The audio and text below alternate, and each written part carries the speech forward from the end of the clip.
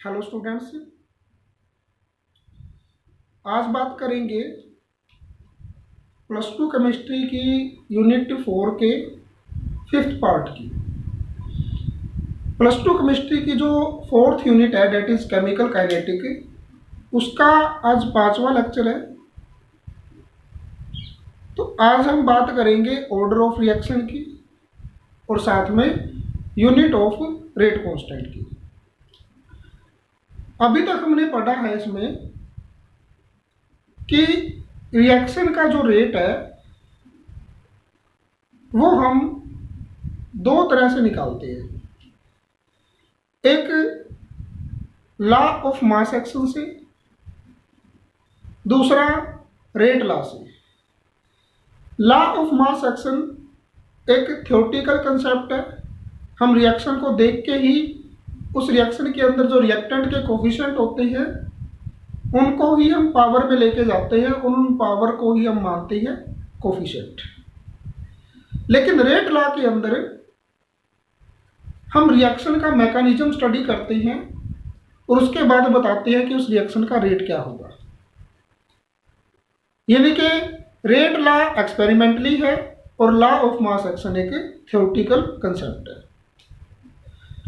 तो आज बात करेंगे हम ऑर्डर ऑफ रिएक्शन की। कंसेप्ट है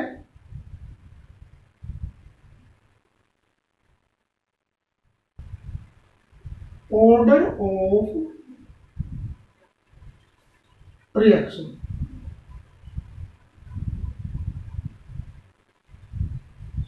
इसको डिफाइन करने से पहले हम एक एग्जांपल ले लेते हैं। एग्जांपल लिया हमने, लेट अस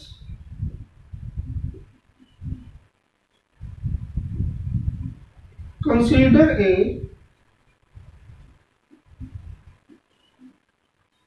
reaction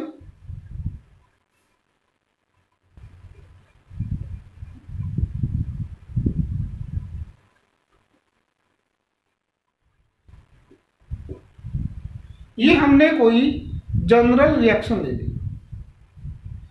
इस रिएक्शन में कैपिटल ए, कैपिटल बी और कैपिटल सी रिएक्टेंट है, स्मॉल ए, स्मॉल बी और स्मॉल सी जो है कोफिशिएंट है इनके, जो न्यूमेरिकल कोफिशिएंट हम रिएक्शन के अंदर यूज करते हैं। तो अगर इस रिएक्शन का सपोज करो हम रेट निकालते हैं, rate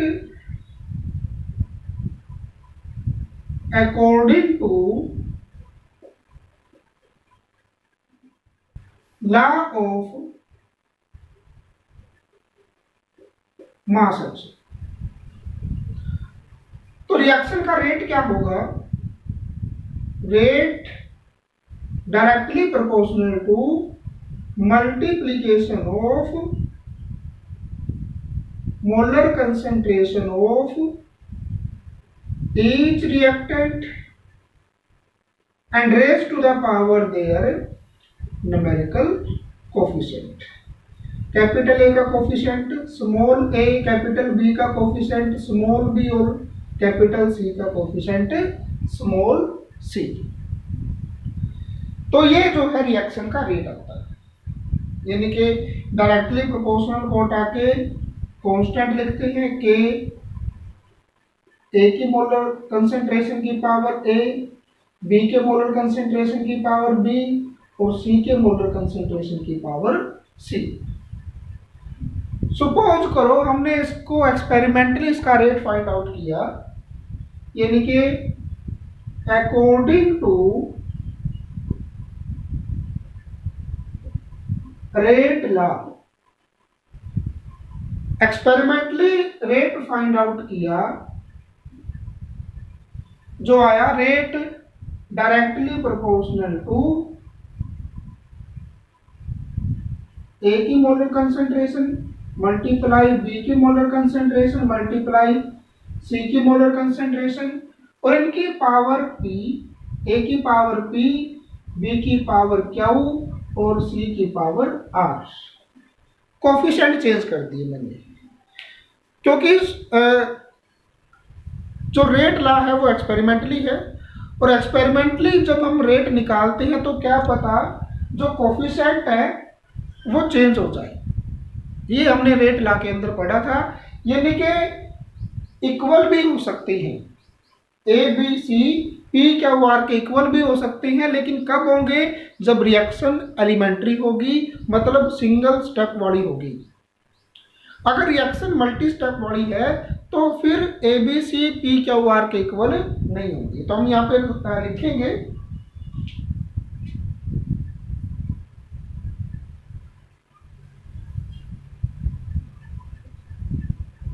A B C are स्टोचियोमेट्रिक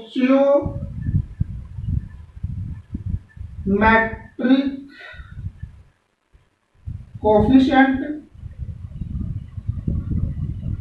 और पी क्यू आर एक्चुअल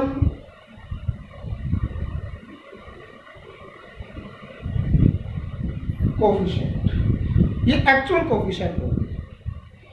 और A B C may be equal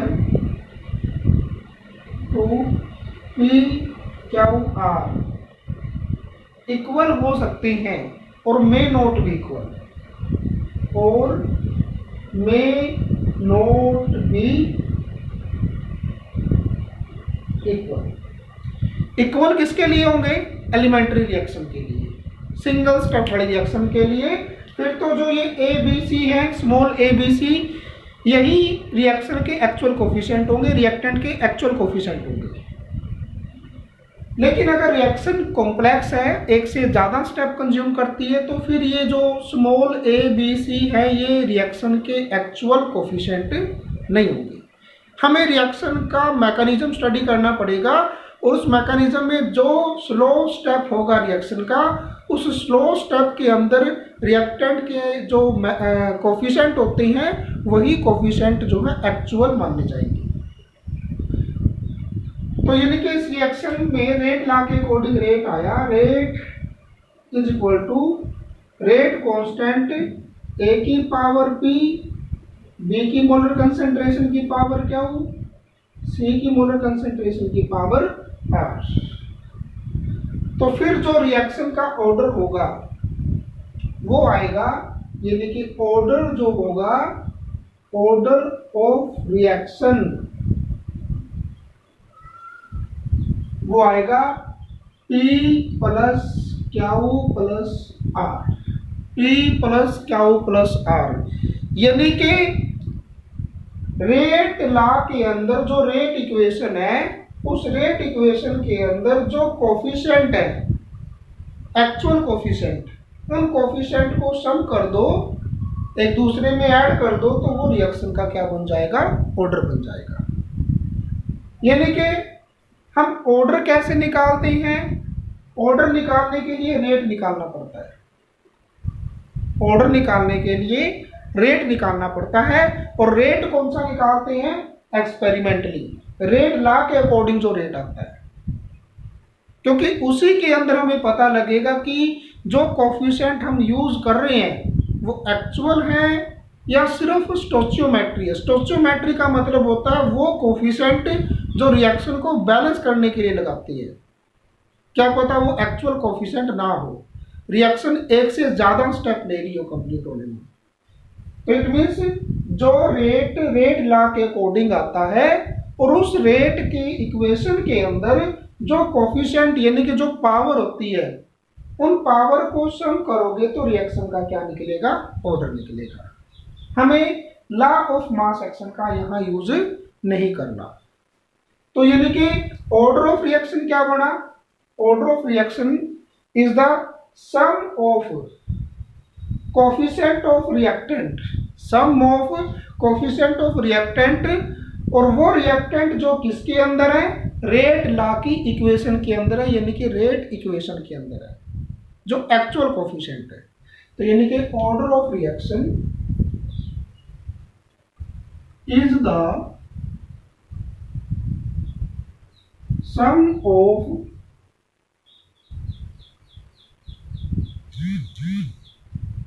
coefficient of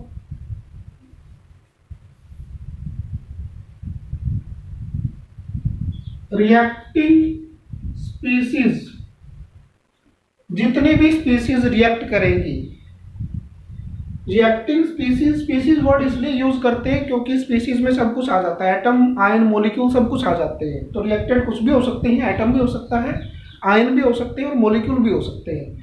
तो रिएक्टिंग स्पीसीज के कोफिशिएंट जो इन्वॉल्व है, इन्वॉल्व इन रेट इक्वेशन, जो रेट इक्वेशन में आते हैं। रेट इक्वेशन कौन सी? रेट लॉ के अकॉर्डिंग जो निकलेगी। तो यहां से पढ़ा हमने कि रेट लॉ के अकॉर्डिंग रेट ये आता है और लॉ ऑफ मास एक्शन के अकॉर्डिंग रेट ये आता है। इक्वल भी हो सकती है, लेकिन कब होंगे? कंडीशन है रिएक्शन सिंगल स्टेप वाली होनी चाहिए। सिंगल स्टेप मतलब एलिमेंट्री रिएक्शन। अगर रिएक्शन कॉम्प्लेक्स हुई, कॉम्प्लेक्स का मतलब है रिएक्शन मल्टी स्टेप वाली हुई, तो फिर लॉ ऑफ मास एक्शन से काम नहीं चलेगा। हमें रेट लॉ अप्लाई करना पड़ेगा, वहां पे रिएक्शन का मैकेनिज्म स्टडी करना पड़ेगा। उस मैकेनिज्म से हम निकाल देंगे रेट और उसी से निकलेगा उस रिएक्शन का ऑर्डर। जो कोफिशिएंट आएंगे उनको हमने ऐड करना है। अब इसके टाइप पढ़ते हैं कि कितने तरीके के ऑर्डर होते हैं रिएक्शन के। स्क्रीनशॉट लेके इसको नोट डाउन करो कॉपी पे।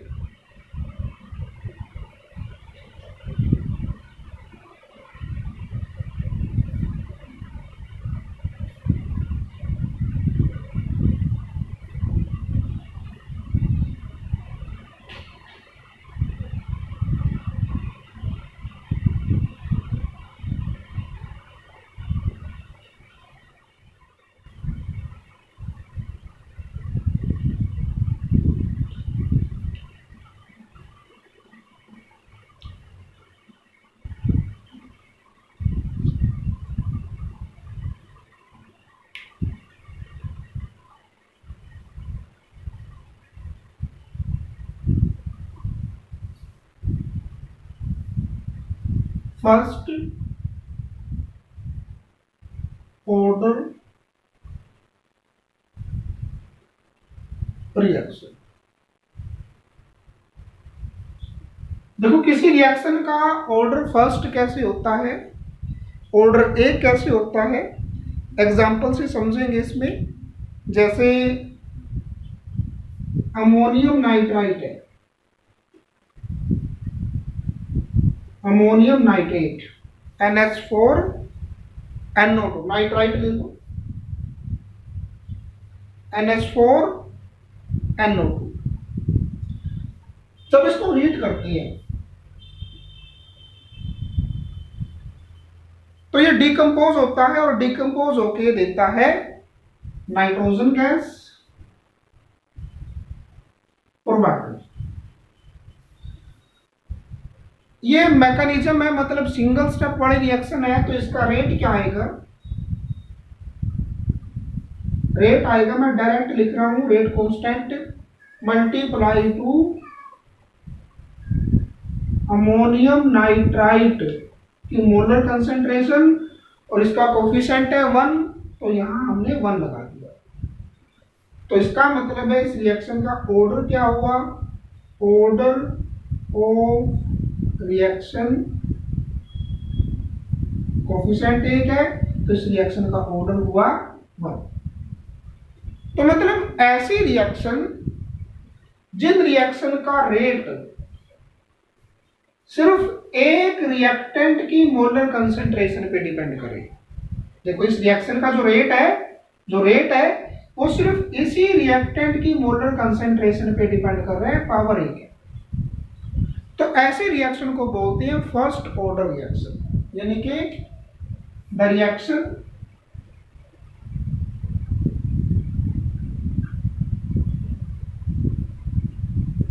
whose rate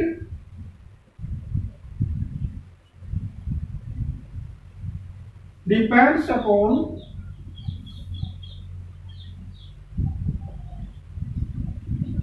depends upon the molar concentration of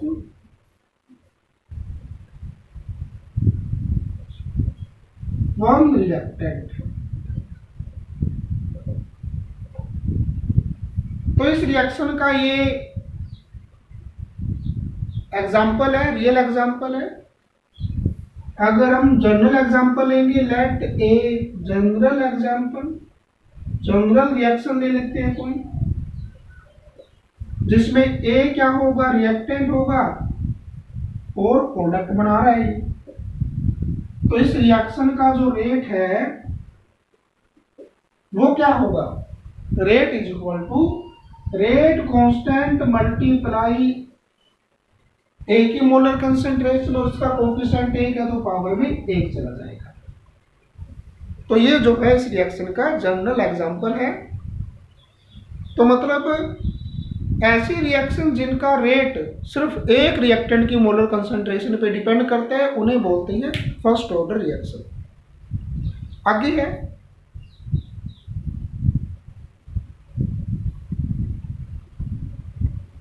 और जितनी भी रेडियो एक्टिविटी वाली प्रोसेस होती है जिसमें कोई एलिमेंट डिकम्पोज होता है, जैसे रेडियम है, पोलोनियम है, यूरेनियम है, उनमें से अपने आप रेडिएशंस निकलती रहती है, स्पॉन्टेनियस प्रोसेस होती है उनके अंदर। तो उनके अंदर भी रिएक्टेंट एक ही होता है। तो मतलब जो रेडियो एक्टिविटी वाली प्रोसेस है वो सिर्फ एक ही रिएक्टेंट पे डिपेंड करती है। तो जितनी भी रेडियो एक्टिविटी वाली प्रोसेस है वो फर्स्ट ऑर्डर काइनेटिक को फॉलो करती है, यानी कि उन रिएक्शन का ऑर्डर फर्स्ट होता है।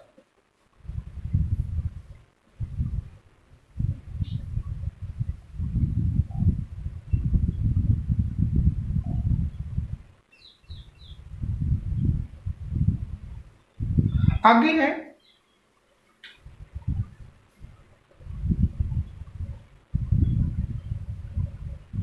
Second order reaction. तो ऐसे रिएक्शन जिनका रेट डिपेंड करता है दो रिएक्टेंट की मोलर कंसेंट्रेशन पे। तो उस rate depend upon the molar concentration of to reactants.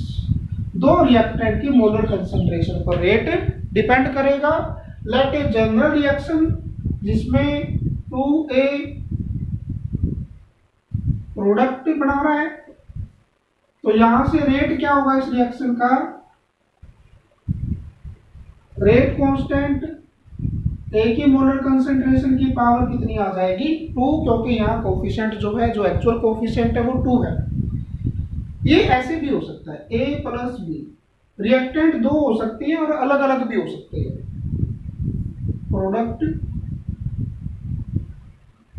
तो इस रिएक्शन का रेट क्या होगा, रेट कांस्टेंट ए की मोलर कंसेंट्रेशन की पावर 1 और बी की मोलर कंसेंट्रेशन की पावर 1। तो यहां से ऑर्डर क्या आएगा, 1 + 1 करोगे तो 2 आएगा।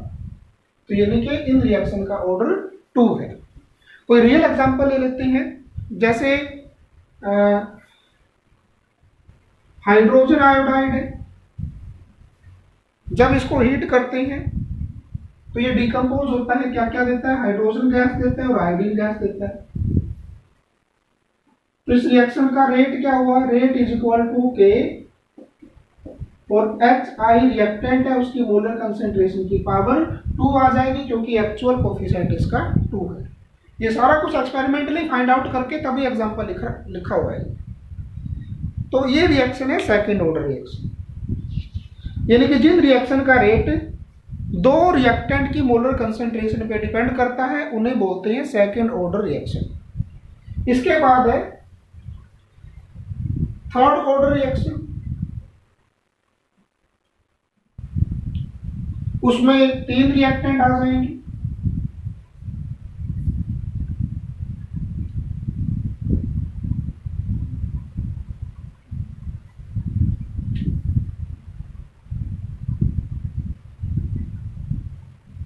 Third order reaction.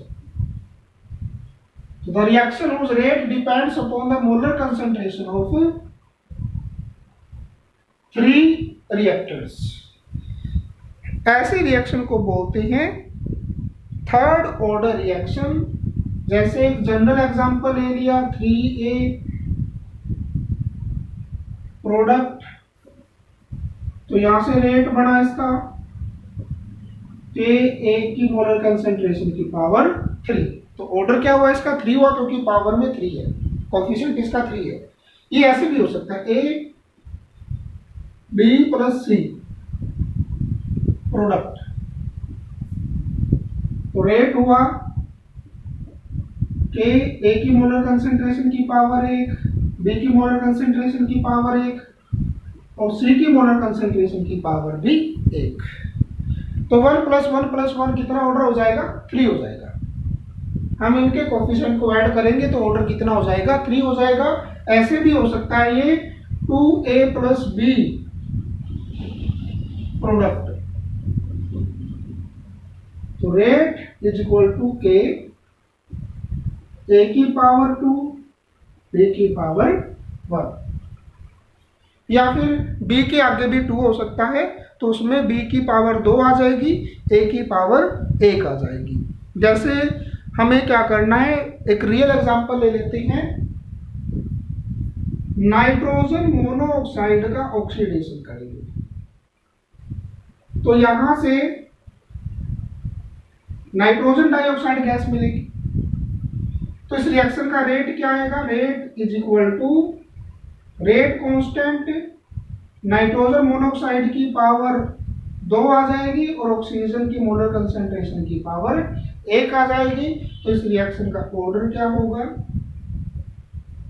2 plus 1 is equal to 3। इस रिएक्शन का ऑर्डर है 3। आगे है जीरो ऑर्डर रिएक्शन।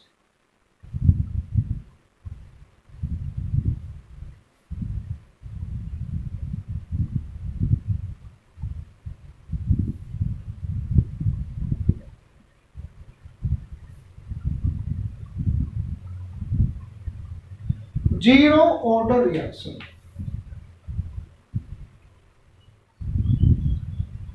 तो जीरो ऑर्डर में क्या होगा, एग्जांपल से समझेंगे इसको भी।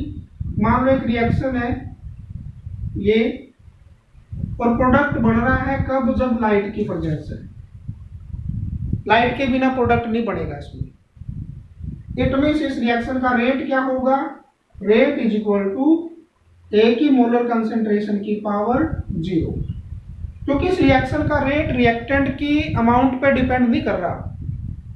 इस रिएक्शन का रेट डिपेंड कर रहा है लाइट पे, एक्सटर्नल एजेंसी पे डिपेंड कर रहा है। रिएक्टेंट हमारे पास कितना भी हो, प्रोडक्ट नहीं बनाएगा वो, कब तक, जब तक कि लाइट की प्रेजेंस नहीं होगी। तो इट मींस ऐसी रिएक्शन जिनका रेट रिएक्टेंट की मोलर कंसेंट्रेशन पे डिपेंड ही नहीं करता, ऐसी रिएक्शन को जीरो ऑर्डर की रिएक्शन बोलते हैं। ऐसी रिएक्शन जिनका रेट रिएक्टेंट की मोलर कंसेंट्रेशन पे डिपेंड नहीं करता, यानी कि the reaction whose rate does not depend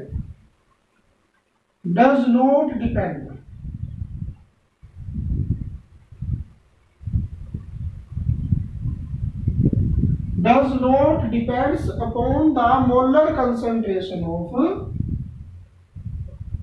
reactant. तो जितनी भी लाइट के प्रेजेंस में रिएक्शन होती हैं, जैसे अमोनिया का डिकम्पोज होना, वो डिपेंड करता है कैटलिस्ट पे, लाइट पे, हीट पे। तो उस रिएक्शन का जो रेट है, उस रिएक्शन की जो स्पीड है, वो रिएक्टेंट की मोलर कंसेंट्रेशन पे डिपेंड नहीं करती, और ये रिएक्शन ज़्यादा कॉमन नहीं होती। तो these reaction are not so common. तो आगे है fractional order reaction. Fractional order reaction,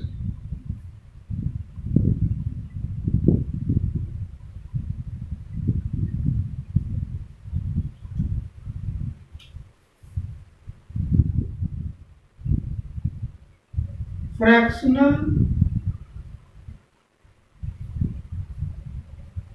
order reaction. देखो ऑर्डर कैसे निकालते हैं, रेट से। और रेट कौन सा लेते हैं, जो एक्सपेरिमेंटली फाइंड आउट हो, जो जिस रेट को एक्सपेरिमेंटली निकाला गया हो उस रेट से रेट इक्वेशन लिखते हैं, उस रेट इक्वेशन से फिर जो कोफिशिएंट होते हैं एक्चुअल वो उनको ऐड करते हैं आपस में, और तब जाके क्या निकलता है, रिएक्शन का ऑर्डर निकलता है। तो यानी कि कुछ रिएक्शन का जो रेट एक्सपेरिमेंटली निकाला गया और वो रेट में जो पावर आई, जो कोफिशिएंट आए, वो फ्रैक्शन में आए, तो इसका मतलब है कि उस रिएक्शन का ऑर्डर भी क्या आएगा, fraction.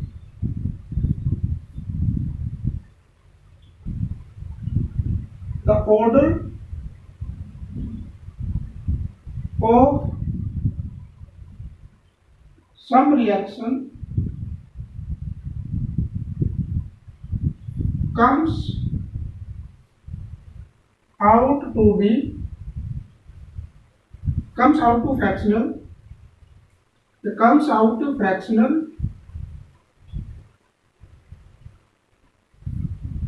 upon experiment. These reactions are called fractional order reaction. These reactions are called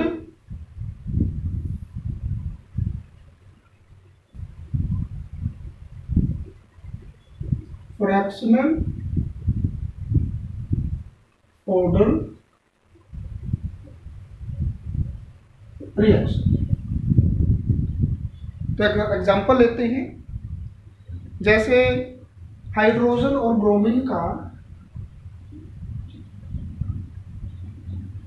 combination, rate आता है इसका एक्सपेरिमेंटली H2 की मोलर कंसेंट्रेशन की पावर 1 और Br2 की मोलर कंसेंट्रेशन की पावर हाफ। इसका मतलब इस रिएक्शन का ऑर्डर क्या आएगा, H2 की मोलर कंसेंट्रेशन की पावर 1 है तो 1 ले लिया, और ब्रोमीन की हाफ है तो यहाँ से ऑर्डर कितना है रिएक्शन का, 3/2। एक्सपेरिमेंटली है, थ्योरेटिकल नहीं है, इसलिए थ्योरेटिकल समझाना अभी हमारे पास कंसेप्ट नहीं है। तो यानी कि कुछ रिएक्शंस का ऑर्डर जो है जब एक्सपेरिमेंटली निकाला गया वो फ्रैक्शन में आया, तो ऐसे रिएक्शन को फ्रैक्शनल ऑर्डर रिएक्शन बोलते हैं। और एक एग्जांपल आपने इसका ध्यान रखना है, मतलब रिएक्शन का मैकेनिज्म पढ़ना पड़ेगा, तब जाके पता चलेगा कि Br2 की पावर हाफ कैसे आई। आगे है, अगर कोई रिएक्शन कॉम्प्लेक्स हो तो उसका ऑर्डर क्या होगा। अगर कोई रिएक्शन कॉम्प्लेक्स हो तो उस रिएक्शन का ऑर्डर क्या होगा, यानी कि मल्टी स्टेप वाली रिएक्शन का order.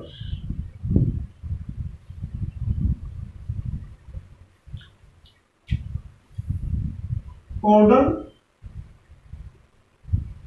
Of multi step reaction या फिर कॉम्प्लेक्स रिएक्शन, ऐसी रिएक्शन का ऑर्डर। तो ऑर्डर निकालने के लिए रेट निकाला जाता है, और रेट कौन से स्टेप का निकलता है, जो स्टेप स्लो होता है। तो जो ऑर्डर स्लो स्टेप का होगा वही ऑर्डर पूरी रिएक्शन का होगा। तो ओवरऑल रिएक्शन का ऑर्डर होता है इसका, और वो ऑर्डर कौन सा होता है, जो स्लो स्टेप का ऑर्डर होता है। तो यानी कि यहाँ पे the order of slow step is the order of entire reaction, पूरी रिएक्शन। एंटायर रिएक्शन यानी कि पूरी रिएक्शन का ऑर्डर कौन सा होगा, जो ऑर्डर स्लो स्टेप का होगा। एक एग्जांपल भी मैंने बताया था आपको, एग्जांपल है जैसे 2NO2 प्लस F2 ये बनाती है 2NO2F। देखो थ्योरेटिकल तो इसका ऑर्डर कितना आएगा, 3, 2 + 1 3 आएगा, लेकिन एक्सपेरिमेंटली जो इस रिएक्शन का मैकेनिज्म हमने फाइंड आउट किया, तो मैकेनिज्म आया इसका ये। पहले स्टेप में नाइट्रोजन डाइऑक्साइड का एक ही मॉलिक्यूल यूज होगा, क्लोरीन के साथ रिएक्ट करेगा और ये NO2F बनाएगा। ये स्टेप होता है स्लो। और सेकंड स्टेप में फिर दूसरा मॉलिक्यूल रिएक्ट करेगा और यहाँ बनाएगा NO2F। ये स्टेप होता है फास्ट। और फास्ट स्टेप का रेट नहीं निकलता, तो इस रिएक्शन से रेट नहीं निकालेंगे, इस स्टेप से रेट नहीं निकालेंगे, रेट निकलेगा इस स्टेप से। तो इस रिएक्शन का रेट होगा कि NO2 की मोलर कंसेंट्रेशन की पावर यहाँ क्या आएगी, 1 आएगी ना, क्योंकि कोफिशिएंट क्या है यहाँ पे 1 है। तो 1, F2 की मोलर कंसेंट्रेशन की पावर 1, तो ऑर्डर आता है इसका 3 नहीं आएगा, इसका ऑर्डर आएगा 2। तो यानी कि मल्टी स्टेप रिएक्शन में जो स्टेप स्लो होता है उसी स्टेप के अकॉर्डिंग पूरी रिएक्शन का ऑर्डर आता है। अब करते हैं रेट कांस्टेंट। देखो इन सभी में रेट कांस्टेंट लिखा मैंने, जब रेट लिखेंगे तो रेट कांस्टेंट का तो एक्सप्रेशन आएगा ही। तो डिफरेंट रिएक्शन के ऑर्डर की रिएक्शन के लिए रेट कांस्टेंट भी डिफरेंट आता है।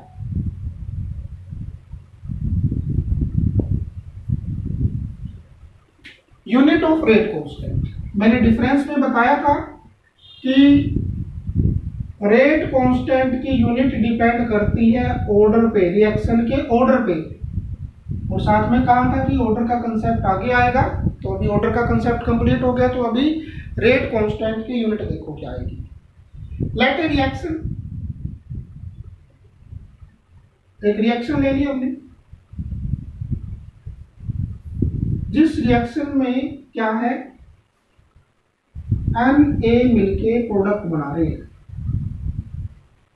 और इस रिएक्शन का रेट क्या आता है, रेट इज इक्वल टू के ए की पावर n, ए की मोलर कंसेंट्रेशन की पावर n, और यहाँ पे n क्या आएगा, ऑर्डर ऑफ रिएक्शन। तो देखो हमें यूनिट निकालनी है रेट कांस्टेंट की। तो रेट की यूनिट क्या होती है, मोल पर लीटर पर सेकंड, मोल पर लीटर पर सेकंड, ये यूनिट हो गई रेट की। Is equal to rate constant, ये क्या है, मोलर कंसेंट्रेशन है यानी कि मोलारिटी है, और इसकी यूनिट क्या होती है, मोल पर लीटर। इसकी पावर आ जाएगी n, मोल पर लीटर।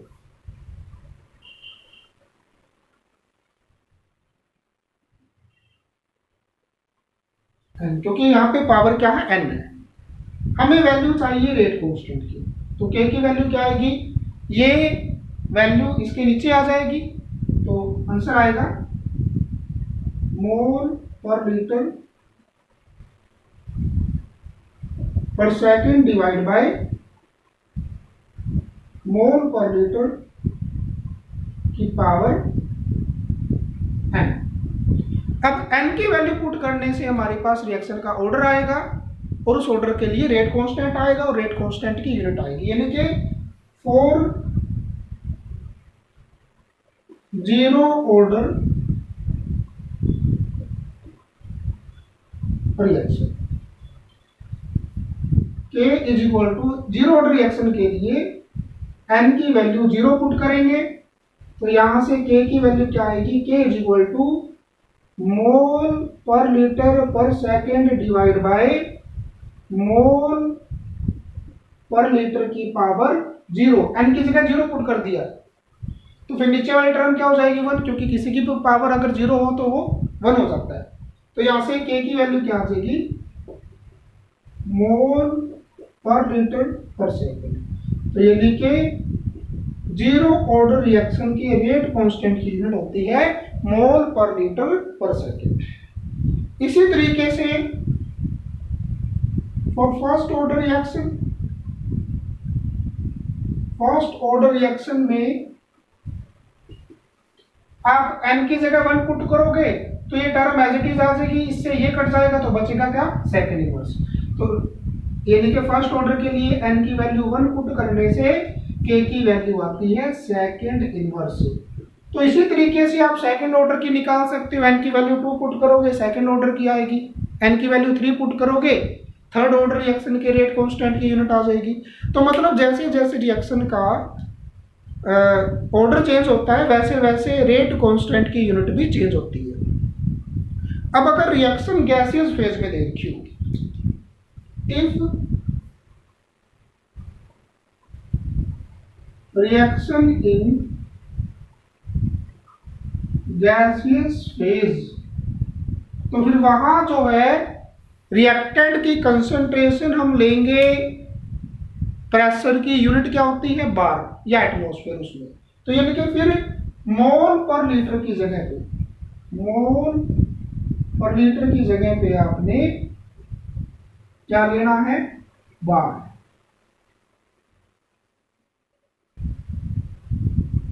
तो फिर रेट कांस्टेंट का फॉर्मूला क्या बनेगा, K इज इक्वल टू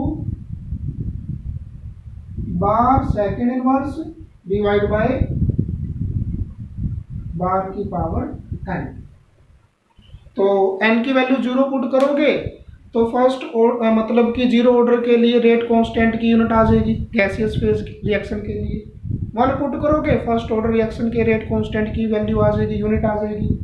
तो इस तरीके से जो है हम गैसियस फेज के लिए भी रेट कांस्टेंट की यूनिट फाइंड आउट कर सकते हैं। अब 2-4 क्वेश्चन देख लो जिसके बेस पे आते हैं एग्जाम में।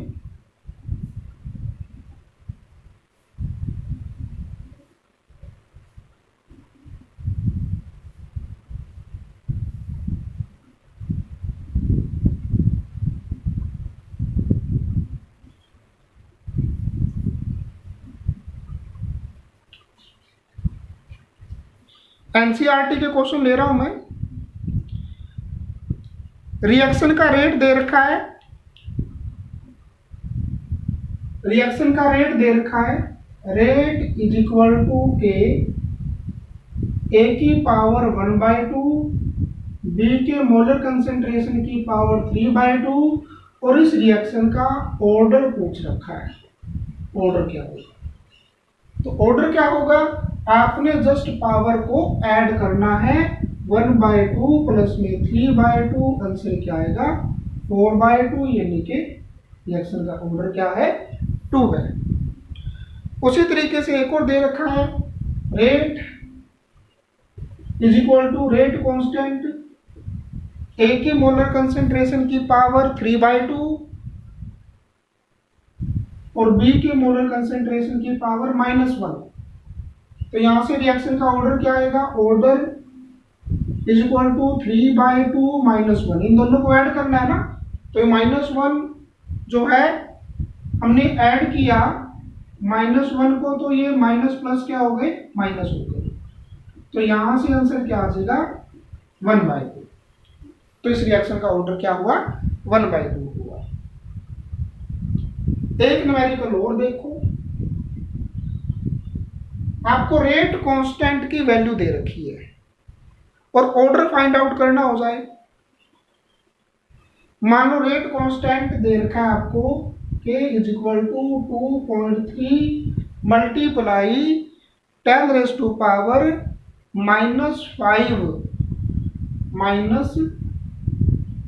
-5 सेकेंड इनवर्स और पूछ ले कि बताओ जिस रिएक्शन के लिए रेट कांस्टेंट की यूनिट ये है उस रिएक्शन का ऑर्डर क्या है।